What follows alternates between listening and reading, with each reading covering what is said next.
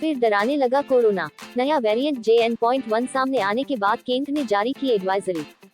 एक दिन में कोरोना से 5 लोगों की मौत, 335 नए मामले, एक्टिव मरीजों की संख्या 1700 के पार। राष्ट्र चंडिका न्यूज, नई दिल्ली। देश में कोरोना के केसों में एक बार फिर इजाफा होने लगा है। रविवार को कोरोना संक्रमण से 5 लोगों की मौत हो गई, जबकि 335 नए मामले सामने आए। इससे देश में सक्रिय मामलों की संख्या बढ़कर 1701 हो गई। हो गई। कोरोना के बढ़ते मामलों को देखते हुए केंद्र ने राज्यों में सख्ती बढ़ाने के निर्देश जारी किए हैं। वहीं कर्नाटक में 60 वर्ष से अधिक उम्र वालों के लिए मास्क जरूरी कर दिया गया है। राज्यों को लिखे पत्र में केंद्रीय स्वास्थ्य सचिव सुधांश पंत ने कहा है कि देश के कुछ राज्यों में कोरोना संक्रमण के मामलों में उछाल आया है। केरल और तमिलनाडु में 2 मामले JN.1 उपस्वरूप के पाए गए हैं। इसके लिए राज्यों को लोगों को मास्क लगाने के साथ भीड़ से दूरी बनाए रखने की सलाह दी जाए। सीमावर्ती जिलों में निगरानी बढ़ाने का निर्देश।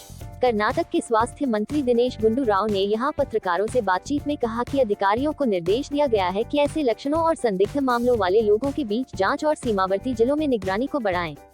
उन्होंने कहा कि स्थिति पर लगातार नजर रखी जा रही है और लोगों की आवाजाही और एकत्र होने पर फिलहाल किसी तरह के प्रतिबंध की जरूरत नहीं है।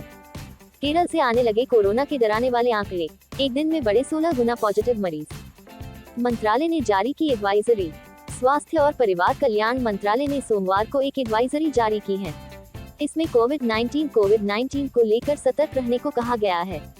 देश में वायरस अभी भी फैल रहा है और स्थानीय परिस्थितियों के हिसाब से खुद को ढाल भी रहा है, जो एक चिंता का विषय है। स्वास्थ्य और परिवार कल्याण विभाग के सचिव सुधांश पंत ने विशेष रूप से जिला स्तर पर लगातार नजर बनाए रखने पर जोर दिया है। कोरोना का नया वेरिएंट ने चिंता बढ़ा दी है, जिसे लेकर अब MP भी अलर्ट मोड पर आ गया है। कोविड के नए वेरिएंट को लेकर CM मोहन यादव ने कहा कि कोविड को लेकर केंद्र की गाइडलाइंस प्रदेश भर में लागू है।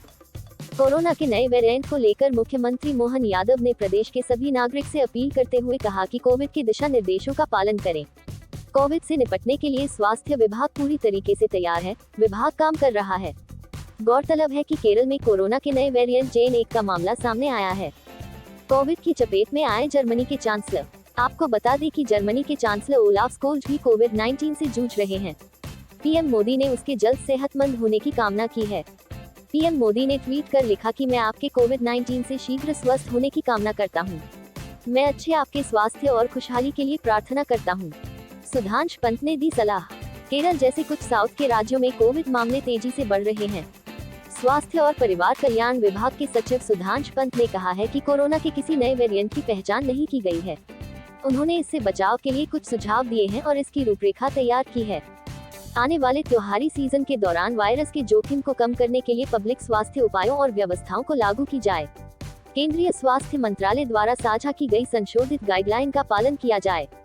जिला स्तर पर इन्फ्लुएंजा और गंभीर सांस की बीमारी की नियमित मॉनिटरिंग की जाए।